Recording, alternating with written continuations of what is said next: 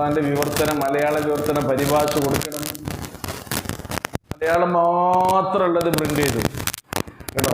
മുസ്ലിങ്ങൾക്ക് ഇങ്ങനെ ഇനി അത് വായിക്കുമ്പോൾ ഒരു വായനാ സുഖം ഒന്നും നഷ്ടപ്പെടുത്തണ്ട എന്ന് കരുതി മലയാളവും അറബിയുള്ളത് എന്ത് ചെയ്ത് പ്രിന്റ് ചെയ്തിട്ടുണ്ട്. അത് കിട്ടാത്ത ആരെങ്കിലും ഉണ്ടെങ്കിൽ അത് കിട്ടാത്ത ആളുകളിലേക്ക് എത്തിച്ചു കൊടുക്കേണ്ടത് ആരുടെ ബാധ്യതയാണ്? നമ്മുടെ ബാധ്യത. ബല്ലിഗു അന്നി വലൗ ആയ, പ്രവാചകൻ തിരുമേനി സ്വല്ലല്ലാഹു അലൈഹി വസല്ലം പറഞ്ഞു, ഒരായത്തെങ്കിലും എന്നിൽ നിന്ന് നിങ്ങൾ എത്തിച്ചു കൊടുക്കുക. നമ്മൾ കൊടുത്തോ? നമ്മളെ വകയായിട്ട് ആരെങ്കിലും, നമ്മുടെ ഒരു സഹോദര സമുദായത്തിൽപ്പെട്ട ഒരു സുഹൃത്തിന് എന്തൊക്കെ നമ്മൾ കൊടുക്കുന്നുണ്ട്? അവർക്ക് സ്നേഹം കൊടുക്കുന്നുണ്ട്, അംഗീകാരം കൊടുക്കുന്നുണ്ട്, ജോലി കൊടുക്കുന്നുണ്ട്, എല്ലാം കൊടുക്കുന്നുണ്ട്. നമ്മുടെ സ്വഭാവങ്ങളൊക്കെ കണ്ട് അവർക്ക് എൻ്റെ ഇഷ്ടം വരുന്നുണ്ട്. നമ്മുടെ ദീനിനെ കുറിച്ച് അവർക്ക് പരിചയപ്പെടുത്താൻ അള്ളാഹുവിൻ്റെ ഒരു ഗ്രന്ഥം നമ്മൾ കൊടുത്തിട്ടുണ്ടോ? ഇല്ലെങ്കിൽ കൊടുക്കണം. അത് നമ്മുടെ ബാധ്യത തന്നെയാണ്. നമ്മൾ കൊടുത്താൽ പോരാ, നമ്മുടെ മക്കളോട് അത് പറയുകയും വേണം. നമ്മുടെ മക്കളെ ആ ഒരു രീതിയിൽ വളർത്തണമെങ്കിൽ എന്ത് ചെയ്യണം? വൽതകും മിൻകും ഉമ്മ, നിങ്ങളിൽ നിന്നൊരു സംഘം ഉണ്ടാകണം. ഉമ്മത്ത് എന്ന് പറയാൻ എന്താ? ഒരു വിഭാഗം, ഒരു സംഘം, ഒരു സംവിധാനം, ഒരു സംഘടന ഉണ്ടാകണം. അള്ളാന്റെ കൽപ്പനയാണ്. വൽതകും മിൻകും ഉമ്മത്തുൻ, അവർ ചെയ്യുന്ന പ്രവർത്തനത്തെ കുറിച്ചാണ് പിന്നെ ഖുർആൻ പറയുന്നത്. അവരെന്താ ചെയ്യുന്നത്? അവർ അംറും ബിൽ മഅറൂഫും നഹ്യുൻ അനിൽ മുൻകറുമാണ് നടത്തുന്നത്. അതാണ് ദഅവത്ത്. അപ്പൊ ദഅവത്ത് നടത്താൻ നിങ്ങളിൽ ഒരു സംഘടന ഉണ്ടാകണം. നമ്മുടെ മക്കൾ ഇപ്പൊ എവിടെയാ നോക്കിയാൽ മതി.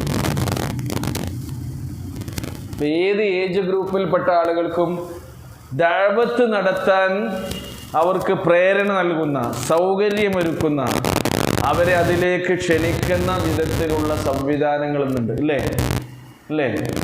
നമ്മുടെ സ്കൂളിൽ പോകുന്ന കുട്ടികൾക്ക് പ്രവർത്തിക്കാൻ MSM ഉണ്ട്. ടീനേജ് പ്രായത്തിലുള്ള നമ്മുടെ പെൺകുട്ടികൾക്കാണെങ്കിൽ IGM ഉണ്ട്. സ്ത്രീകൾക്ക് മാത്രമാണെങ്കിൽ MGM ഉണ്ട്. യുവജനങ്ങൾക്കാണെങ്കിൽ എന്താണുള്ളത്? യുവജനങ്ങൾക്ക് എന്താല്ലേ? ISM ഉണ്ട്. മുതിർന്ന നമ്മളെപ്പോലുള്ള ആളുകൾക്കാണെങ്കിൽ എന്തുണ്ട്? അങ്ങനെ സംവിധാനം ഉണ്ടേ. ഇപ്പൊ അതിലൊക്കെ മെമ്പർമാർ ചേർക്കുന്ന കാലം കൂടിയാണ്. ഇപ്പൊ എൻ്റെ കുട്ടിനെ എന്തിനു വേണ്ടിയാണ് അതിൽ ചേർക്കുന്നത്? നമ്മുടെ മക്കൾ ഇസ്ലാമിക സംസ്കാരത്തിൽ വളരണം, ദീനിനെ കുറിച്ച് ബോധമുണ്ടാകണം, പരലോക ചിന്തയുണ്ടാകണം, രക്ഷിതാക്കളായ നമ്മളെയൊക്കെ ആദരിക്കാനും ബഹുമാനിക്കുവാനും ഒക്കെയുള്ള നല്ല മനോഗതി അവരിൽ വളർന്നു വരണം. നമ്മൾ മരിച്ചാൽ നമുക്ക് മയ്യത്ത് നമസ്കരിക്കാൻ പ്രാപ്തരായ അറിവുള്ള മക്കളായി അവർ വളരണം. അതിനു വേണ്ടിയാണ്. ഒരു പഴിച്ചു പോകില്ല. പഴിച്ചു പോകുകയാണെങ്കിൽ ഒരുപാട് വഴികളുണ്ട്. അപ്പോൾ നേരായ വഴിയിലേക്ക് അവർ വരാനുള്ള സംവിധാനങ്ങൾ ഇവിടെ ഉണ്ട്. ഇല്ല എന്ന് നമുക്ക് പറയാൻ കഴിയില്ല. അതുകൊണ്ട് നമ്മൾ ഇങ്ങനെ കുടുങ്ങിപ്പോയതാണ് റബ്ബേ നമുക്ക് പറയാൻ കഴിയുമോ? ഇല്ല. അപ്പോൾ ഇതൊക്കെ ഈ വിഷയത്തിൽ നമ്മൾ ചെയ്യേണ്ട കാര്യങ്ങളാകുന്നു. അപ്പോൾ പല സംഗതികളുണ്ടാകും. നിങ്ങൾ പലതും കേൾക്കേണ്ടി വരും. എന്തിനാ നിൻ്റെ മകനെ പൈല് പറഞ്ഞേക്കണേ നീ? അപ്പോൾ നമുക്ക് എന്ത് ചെയ്യണം? അസ്മു വേണം. എന്ത് വേണം? അസ്മു വേണം. ദഅവ രംഗത്ത് നമ്മൾ സജീവമാകണം, നമ്മുടെ മക്കൾ സജീവമാകണം, നമ്മുടെ കുടുംബം സജീവമാകണം. അല്ലാഹു സുബ്ഹാനഹു വ തആലക്ക് ഏറ്റവും ഇഷ്ടമുള്ള കാര്യമാണ് അവനിലേക്ക്, അവൻ്റെ മാർഗത്തിലേക്ക് ആളുകളെ ക്ഷണിക്കുക, അവൻ്റെ ദീനിനെ മറ്റുള്ളവർക്ക് എത്തിച്ച് കൊടുക്കുക. അങ്ങനെയാണ് ഇസ്ലാഹ് സാധ്യമാവുക. പ്രവാചകന്മാർ നിർവഹിച്ച 3 കാര്യമാണിത്. ഏത്? അത്തബ്ലീഗു വദ്ദഅവത്തു വൽ ഇസ്ലാഹ്. ഇസ്ലാഹ് എന്ന് പറഞ്ഞാൽ അത് ഉള്ളിൽ നിന്ന് ചെയ്യേണ്ട ഒരു പണിയാണ്. ഇസ്ലാഹിൻ്റെ ബീജം അത് മുളപൊട്ടേണ്ടത് നമ്മുടെ ഓരോരുത്തരുടെയും മനസ്സിലാണ്. നമ്മളെ തന്നെ എന്ത് ചെയ്യണം? നന്നാക്കണം. എപ്പോഴും നമ്മൾ തന്നെ കേടുവന്നുകൊണ്ടിരിക്കും. അപ്പോൾ ഞാൻ എല്ലാം തഴഞ്ഞവനാണെന്നല്ല ബോധമല്ല ഉണ്ടാകേണ്ടത്. എപ്പോഴും നമ്മുടെ ദീനിനെ നന്നാക്കിക്കൊണ്ടിരിക്കണം. ദീനിൽ ഇസ്ലാഹ് ഉണ്ടാക്കണം. അള്ളാഹുവിൻ്റെ റസൂൽ പഠിപ്പിച്ചെന്ന പ്രാർത്ഥന എന്താ? അല്ലാഹുമ്മ അസ്ലിഹ് ലി ദീനി, എൻ്റെ ദീനിനെ എനിക്ക് നന്നാക്കി തരണേ, എൻ്റെ ദീനിൽ ഇസ്ലാം ഉണ്ടാക്കി തരണേ എന്നാണ്. ദീനിനെപ്പോഴും ക്ലിയർ ചെയ്ത് പോകണം. നമ്മൾ വിശ്വാസം ക്ലിയറാണോ പരിശോധിക്കണം, അമൽ ക്ലിയറാണോ, നിസ്കാരത്തിന് ജീവനുണ്ടോ, ഇതെങ്ങനെ നമ്മൾ പോവുകയാണ്. സുന്നത്തുകളൊക്കെ വീണ് പോകുന്നുണ്ടോ, ഉടഞ്ഞു പോകുന്നുണ്ടോ? നമ്മൾ സാധാരണ പറയുന്നത് എന്താ, എന്തനുസരിച്ച് ജീവിക്കുന്നവരാണ് നമ്മളെന്നാ എഴുതി ഒപ്പിട്ട് കൊടുക്കണേ. ഖുർആനും ആ ഒപ്പിട്ട് കൊടുത്ത പ്രതിജ്ഞ ചെയ്തിട്ടാണല്ലേ മെമ്പർഷിപ്പ്. അതാണ് ഖുർആനും സുന്നത്തും എങ്ങനെ പിടിക്കുന്ന പറയണേ, എങ്ങനെ പിടിക്കുന്ന മുറുകെ ഇംസാക്കാണ്. അപ്പോൾ ഖുർആൻ എന്ന് പറഞ്ഞാൽ അള്ളാഹുവിൻ്റെ കൽപ്പനകൾ, സുന്ന എന്ന് പറഞ്ഞാൽ റസൂലിൻ്റെ ജീവിതം. റസൂലിൻ്റെ ജീവിതം നമ്മുടെ ജീവിതത്തോട് ചേർത്ത് വെക്കാൻ നമുക്കാവണം എന്നുള്ളതാണ്. അതൊക്കെ കുറച്ച് ത്യാഗമുള്ള പണിയാണ്. അപ്പോൾ ഇതൊക്കെ ചെയ്യുമ്പോൾ നിങ്ങൾ പലരിൽ നിന്നും പലതും ചിലപ്പോൾ എന്ത് ചെയ്യേണ്ടി വരും, കേൾക്കേണ്ടി വരും. അതിനൊന്നും പതറാൻ പാടില്ല. ഈ ദുനിയാവിനെ നമ്മൾ ശ്രദ്ധിച്ചിട്ടില്ലെങ്കിൽ, ദുനിയാവ് നമുക്ക് അത് നിങ്ങളുടെ തടിയെ നിങ്ങൾ ശ്രദ്ധിച്ചിട്ടില്ലെങ്കിൽ ദുനിയാവ് നിങ്ങൾക്ക് പണി തരും. അപ്പോൾ ആ കാര്യം നമ്മൾ പ്രത്യേകം ശ്രദ്ധിക്കണം. എല്ലാ കാര്യത്തിലും, നിസ്കാരത്തിൻ്റെ കാര്യത്തിൽ 5 നേരത്തെ നമസ്കാരം കൃത്യമായി അനുഷ്ഠിച്ചിക്കാൻ ഒരാൾ ശീലിച്ചാലുണ്ടല്ലോ. റസൂലിനോട് ചോദിച്ചു സഹാബിമാരിൽ ഒരാൾ, റസൂലേ അയ്യുൽ അഅ്മാലി അഹബ്ബു ഇലല്ലാഹ്, അള്ളാഹ്ക്ക് ഏറ്റവും ഇഷ്ടമുള്ള അമൽ ഏതാണ്? അള്ളാഹ്ക്ക് ഏറ്റവും ഇഷ്ടമുള്ള ഒരു അമൽ നമ്മുടെ ജീവിതത്തിൽ ഉണ്ടാകണ്ടേ? നമ്മൾ പരിശോധിക്കുക. അതാണ് ദീനിൽ ഇസ്ലാഹ് വേണമെന്ന് പറയുന്നത്. അല്ലാഹുമ്മ അസ്ലിഹ് ലി ദീനി, എൻ്റെ ദീനിൽ നീ ഇസ്ലാഹ് ഉണ്ടാക്കി തരണേ എന്ന് പറഞ്ഞല്ലോ നമ്മൾ പ്രാർത്ഥിക്കാൻ വേണ്ടി. എന്താ ഏറ്റവും ഇഷ്ടമുള്ളത്? അസ്വലാത്തു ലി വഖ്തിഹ, വഖ്തിന് നിസ്കരിക്കുക. വഖ്തിന് നിസ്കരിക്കാൻ ഒരു പ്ലാൻ, അങ്ങനെ ഒരു ശീലം നമ്മുടെ ജീവിതത്തിലുണ്ടെങ്കിൽ അതൊരു കൃത്യനിഷ്ഠയുടെ ലക്ഷണമാണ്. അത് നമ്മുടെ ഐഡൻറ്റിറ്റിയായി നമ്മൾ കൊണ്ടു നടക്കുകയാണെങ്കിൽ മറ്റെല്ലാ കാര്യത്തിലും കൃത്യത ഉണ്ടാകും. നമ്മുടെ ശരീരം ശുദ്ധിയാണ്, നമ്മുടെ വസ്ത്രം ശുദ്ധിയാണ്, നമ്മൾ ഇടപഴകുന്ന സ്ഥലം ശുദ്ധിയാണ്, അതേപോലെ നമ്മുടെ മനസ്സും ശുദ്ധമാകും. ഈ കൃത്യത നമ്മുടെ സാമ്പത്തിക ഇടപാടിൽ വരെ ഉണ്ടാകും. നമ്മുടെ നിസ്കാരത്തിന് ജീവനുണ്ടെങ്കിൽ, അള്ളാഹിൻ്റെ മുമ്പിൽ 5 നേരം നിൽക്കണ മാതിരി ഈ 5 വക്തിൻ്റെ ഇടയിലല്ലേ നമ്മളെ മരണം സംഭവിക്കുക. ഇവിടെ മരിച്ചുപോയ ഏതെങ്കിലും ഒരാൾ ഈ 5 വക്തിൻ്റെ ഇടയിലല്ലാതെ മരിച്ചു പോയിട്ടുണ്ടെങ്കിൽ നിങ്ങൾ പറയും, മുഖം പരിശോധിക്കാനാണ്. ഈ 5 വക്തിൻ്റെ ഇടയിലല്ലാതെ ഏതെങ്കിലും ഒരു മനുഷ്യൻ മരിച്ചു പോകുന്നുണ്ടോ? ഇല്ല. അള്ളാഹിൻ്റെ മുമ്പിൽ നിന്ന് നമസ്കരിക്കുന്ന ഒരാൾ അത് കഴിഞ്ഞ് മരിച്ചു കഴിയുകയാണെങ്കിൽ, സുജൂദിൽ മരിക്കുന്നവരുണ്ട്, നിസ്കാരത്തിൽ മരിച്ച് വീഴുന്ന ആൾക്കാരുണ്ട്. ഇതൊക്കെ വലിയ സൗഭാഗ്യമാണ്. പിന്നെ അവർ ഉയർത്തെഴുന്നേൽപ്പിക്കപ്പെടുന്നത് ആരുടെ മുമ്പിലേക്കാണ്? അള്ളാഹുവിൻ്റെ മുമ്പിലേക്ക്. അസ്വലാത്തു ലി വഖ്തിഹ. അതേപോലെ പിന്നെ ഏതാണ് റസൂലുള്ളാഹി സ്വല്ലല്ലാഹു അലൈഹി വസല്ലം പറഞ്ഞത്? ബിർറുൽ വാലിദൈൻ. കേട്ടോ, അപ്പോൾ ഇത് നമ്മുടെ മക്കളെ ശീലിപ്പിക്കണമെങ്കിൽ ഇതേപോലെയുള്ള സംവിധാനത്തിൽ അവരെ കൊണ്ടുവരണം. അപ്പോൾ എല്ലാവരും പ്രശ്നം എന്താണെന്ന് ചോദിച്ചാൽ, പിന്നെ നമ്മളൊക്കെ സജീവമാണ്, എല്ലാത്തിനും സജീവമാണ്. കുടുംബമോ മക്കളോ ഈ കാലത്തെ കുട്ടികളല്ലേ, ന്യൂ ജനറേഷനാണിത്. നമ്മൾ ജനിച്ചപ്പോൾ നമ്മൾ ഏത് ജനറേഷനായിരുന്നു? ഓൾഡ് ജനറേഷനായിട്ടാണ് ജനിക്കുന്നവിടെ. ഓരോ പറച്ചിലാണ്. കുട്ടികളൊരു വൈബ് നോക്കണം കേട്ടോ, ഒരു പുതിയ വൈബ് തേടി പോവുകയാണ്. ഇവിടെ ഉള്ള കാര്യം തന്നെയാണ് എല്ലാ കാലത്തും ഉള്ളത്. അപ്പം അതിൻ്റെ അടിസ്ഥാനപരമായ കാര്യങ്ങൾ നമ്മൾ മനസ്സിലാക്കി. രണ്ടാമത്തേത് അള്ളാഹ്ക്ക് ഏറ്റവും ഇഷ്ടമുള്ള അമൽ. അപ്പോൾ ആദ്യം നമ്മുടെ ദീനിനെ പരിശോധിക്കുമ്പോൾ അള്ളാഹുവിന് ഏറ്റവും ഇഷ്ടമുള്ള അമലായ കൃത്യമായി വഖത്തിലുള്ള നമസ്കാരം എൻ്റെ ജീവിതത്തിലുണ്ടോ? ടിക്ക് ചെയ്യാൻ കഴിയണം നമുക്ക്. ശരിയാണോ? ദീന് ശരിയായി വരുന്നുണ്ട്. രണ്ടാമത്തേത് ബിർറുൽ വാലിദൈൻ, മാതാപിതാക്കളോട് പുണ്യം ചെയ്യാൻ. ഉമ്മാൻ്റെയും ഉപ്പാൻ്റെയും കാര്യത്തിൽ നമ്മൾ ശ്രദ്ധിക്കുന്നുണ്ടോ? അവരോട് പുണ്യം ചെയ്യണം. ബിർറുൽ വാലിദൈൻ. മൂന്നാമത്തെ ചോദ്യമാണ് എന്ത്? സുമ്മ അയ്യുൻ, പിന്നെ ഏതാണ് നബി എന്ന് ചോദിച്ചപ്പോൾ പിന്നെന്താണ് പറഞ്ഞത്? അൽ ജിഹാദു ഫീ സബീലില്ലാഹ്.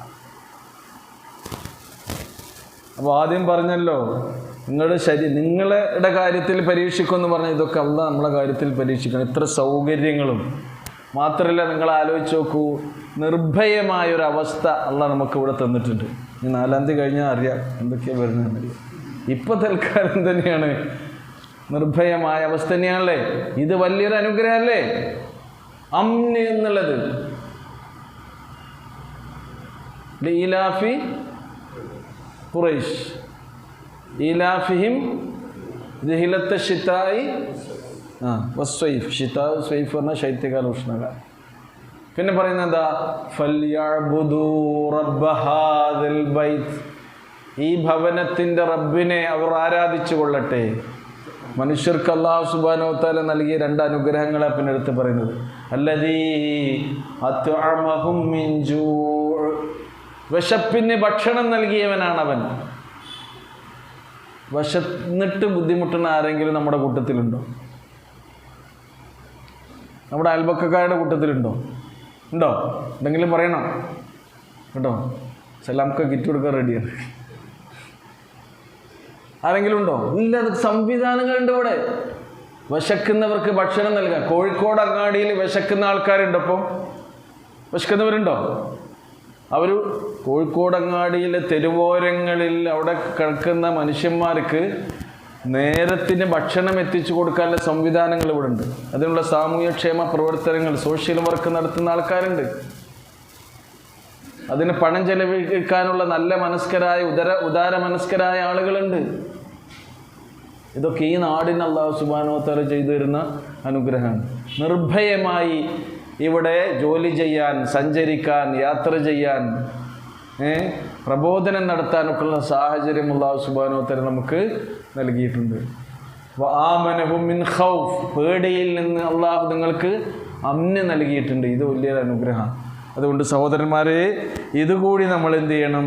ഈ സന്ദർഭത്തിൽ ഓർക്കണമെന്നും ഇത്തരം കാര്യങ്ങൾ കൂടി ശ്രദ്ധിക്കണമെന്നും ഈ സന്ദർഭത്തിൽ ഉണർത്തുകയാണ്. വഇൻ തസ്ബിറു വതത്തഖു. നിങ്ങൾ ക്ഷമയവലംബിക്കുകയും അള്ളാഹുവിനെ സൂക്ഷിക്കുകയും ചെയ്യുകയാണെങ്കിൽ ഫഇന്ന ദാലിക മിൻ അസ്മിൽ ഉമൂർ. തീർച്ചയായും അതെല്ലാം നിശ്ചയദാർഢ്യം ആവശ്യമുള്ള കാര്യങ്ങളിൽപ്പെട്ടതാകുന്നു എന്നാണ് അല്ലാഹു സുബ്ഹാനഹു വ തആല ഉണർത്തുന്നത്.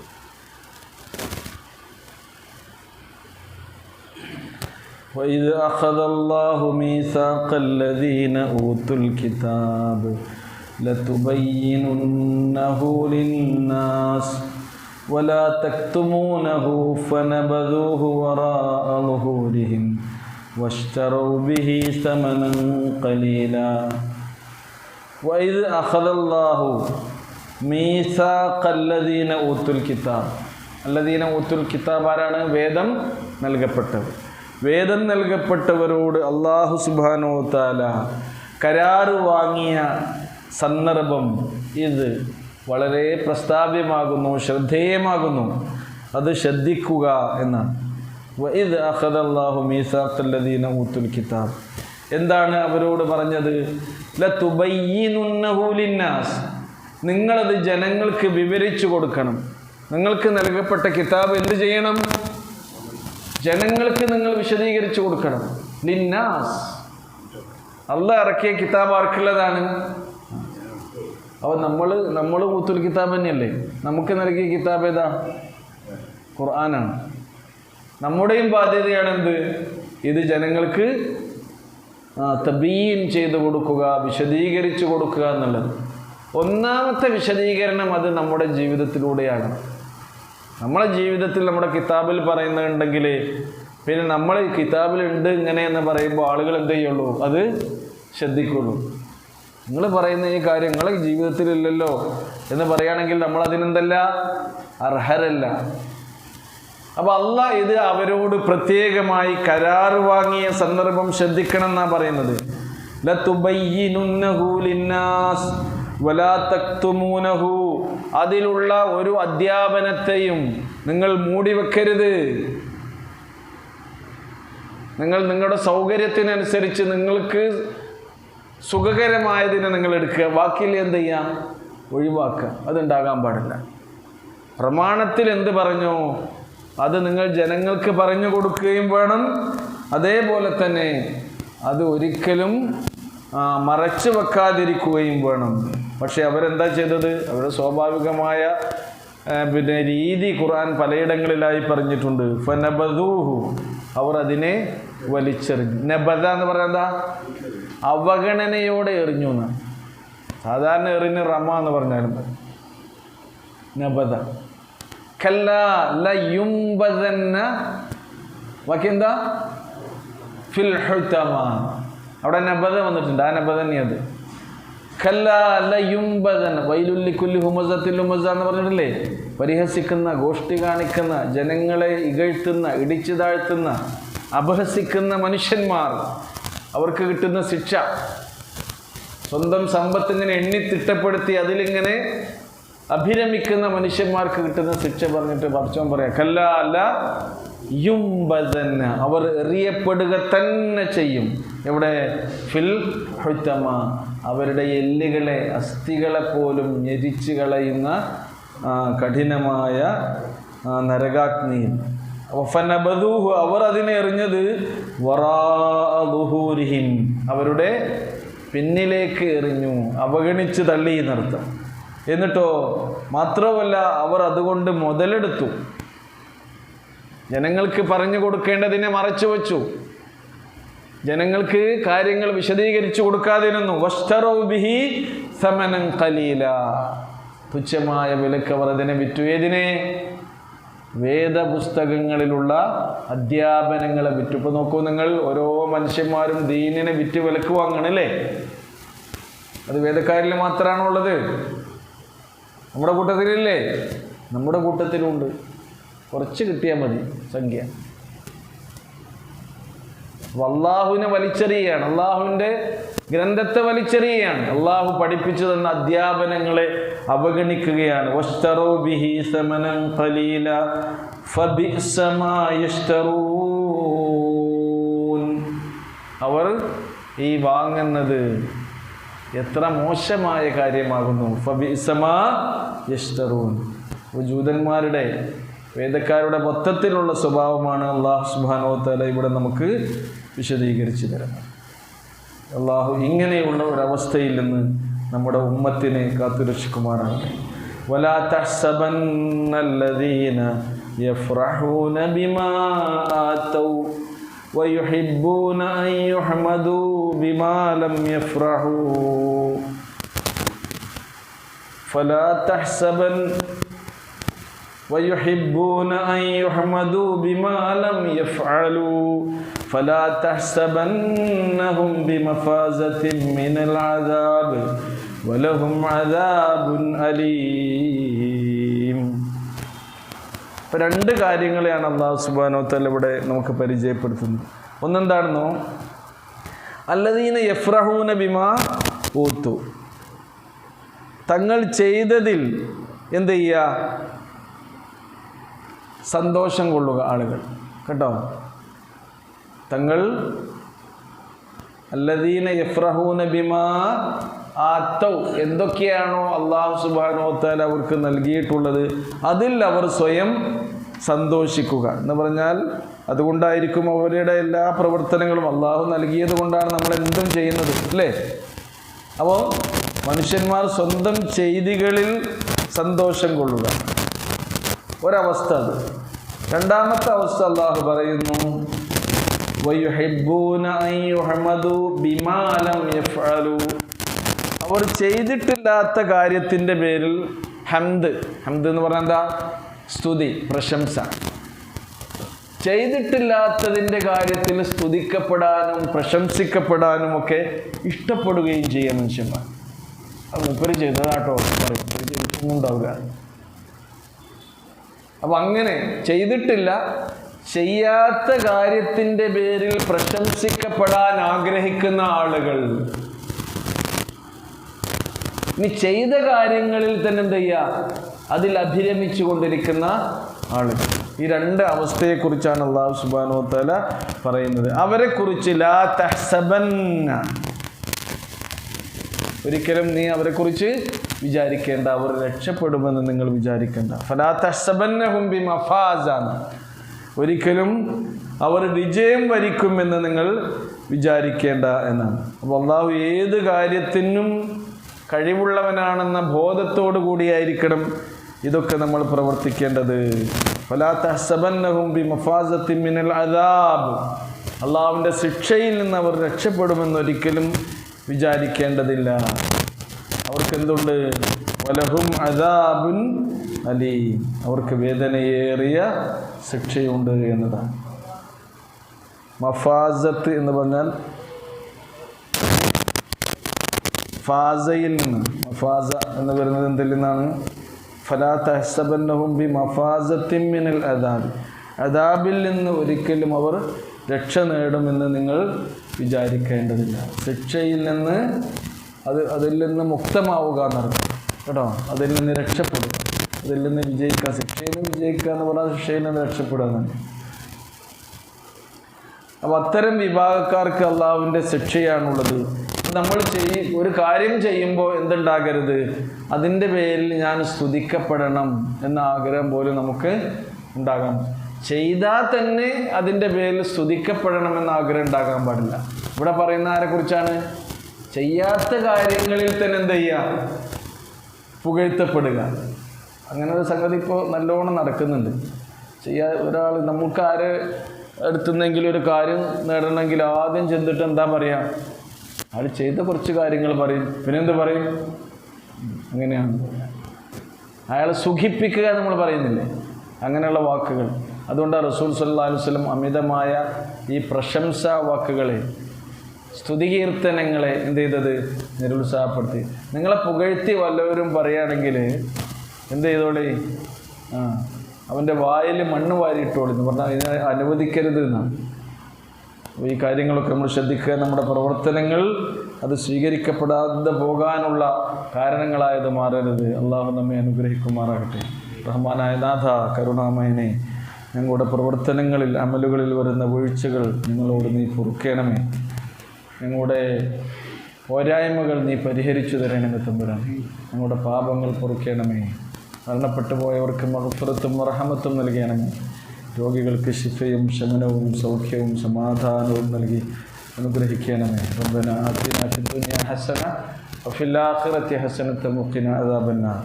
റബ്ബനാ തഖബ്ബൽ മിന്നാ ഇന്നക അൻതസ് സമീഉൽ അലീം വതുബ് അലൈനാ ഇന്നക അൻതത് തവ്വാബുർ റഹീം. വസല്ലല്ലാഹു തആല അലാ ഖൈരി ഖൽഖിഹി മുഹമ്മദിൻ വഅലാ ആലിഹി വസഹ്ബിഹി അജ്മഈൻ.